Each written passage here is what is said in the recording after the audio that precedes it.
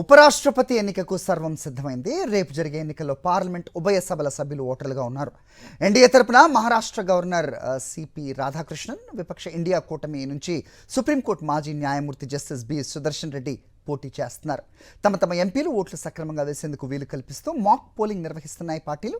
BJP ఎంపీలకు ఆ party అధినాయకత్వం తలపెట్టిన 2 రోజుల వర్క్షాప్ ఆదివారం ఢిల్లీలో మొదలైంది. ఇవాళ ఎన్డీఏ ఎంపీలతో కలిసికట్టుగా వ్యూహరచన చేయాలని బీజేపీ అగ్రనేతలు నిర్ణయించారు. ఇవాళ మధ్యాహ్నం సంవిధాన్ సదన్ సెంట్రల్ హాల్లో విపక్ష ఎంపీలకు మాక్ పోల్ నిర్వహించి ఓటు ఎలా వేయాలో కాంగ్రెస్ వివరిస్తుంది.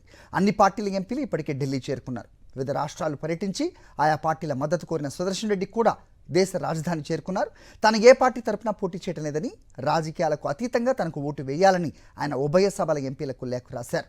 పార్లమెంట్ భవనంలోని వసుధాలో F101 రూమ్లో రేపు ఉదయం 10 గంటల నుంచి సాయంత్రం 5 గంటల వరకు పోలింగ్ జరుగుతుంది.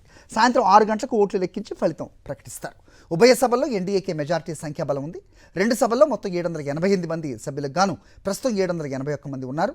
ఎన్డీఏకు 425 మంది, విపక్ష ఇండియా కూటమికి 311 మంది, ఇతర ప్రతిపక్షాలకు 45 మంది సభ్యులు ఉన్నారు.